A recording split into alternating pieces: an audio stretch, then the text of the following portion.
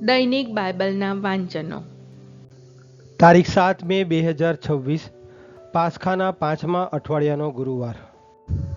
પહેલું વાંચન પ્રેષિતોના ચરિત્રોમાંથી અને શુભ સંદેશનું વાંચન સંત યોહાન કૃત ગ્રંથમાંથી.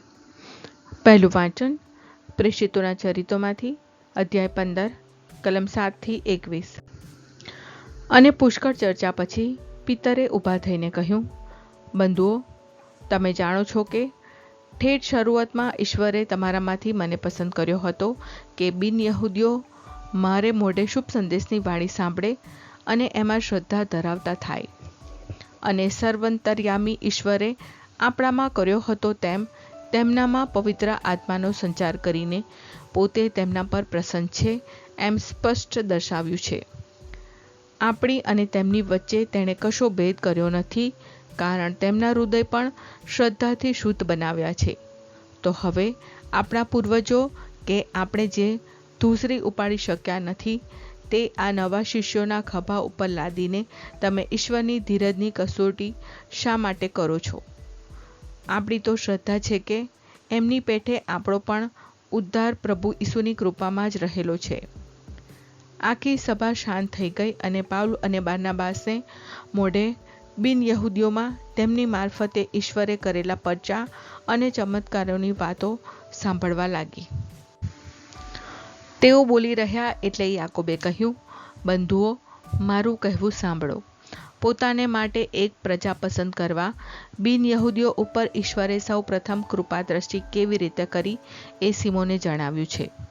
એ ઘટનાનો પૈગંબરોના વચન સાથે મેળ બેસે છે, કારણ ત્યાં લખ્યું છે કે ત્યાર પછી હું પાછો આવીશ અને દાવીદનું પડી ગયેલું ઘર પાછું બાંધીશ, એના ખંડેરોને હું ફરી બાંધીશ અને એને નવેસર ઊભું કરીશ, જેથી બીજા બધા માણસો જેમને જેમને મેં અપનાવ્યા છે તે બધા દેશ વિદેશના લોકો મારું શરણું સ્વીકારે.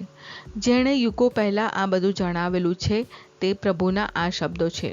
આથી મારો મત તો એવો છે કે જે બિન યહૂદીઓ ઈશ્વર પ્રત્યે વળે છે તેમને વિશેષ તકલીફમાં મૂકવા નહીં, પણ તેમને લખી દેવું કે મૂર્તિઓથી ભ્રષ્ટ થયેલું નૈવેદ્ય, લોહી કે ગુંગળાવીને મારેલા પ્રાણીઓ ખાવા નહીં અને નિષિદ્ધ લગ્ન સંબંધોથી દૂર રહેવું, કારણ પ્રાચીન કાળથી દરેક શહેરમાં મોશેનો પ્રચાર કરનારની ખોટ કદી પડી નથી અને દર વિશ્રામવારે સભાગૃહમાં તેમના વચનો વંચાતા આવ્યા છે.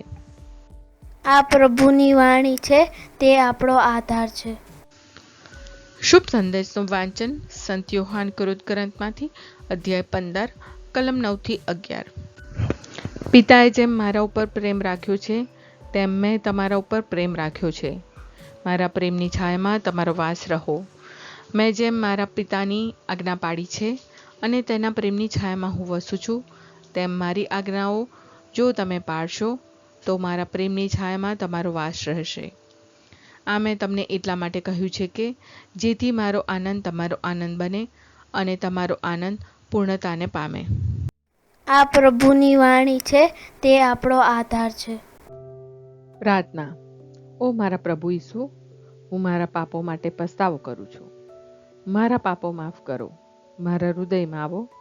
હું તમને મારા પ્રભુ અને તારણહાર બનાવીશ. આમેન. પ્રભુ તમને સુખી રાખો અને તમારી સંભાળ રાખો. પ્રભુની તમારા ઉપર કૃપા દ્રષ્ટિ અને મહેરબાની હો. પ્રભુની તમારા ઉપર પ્રસન્નતા હો અને તે તમને શાંતિ બક્ષો.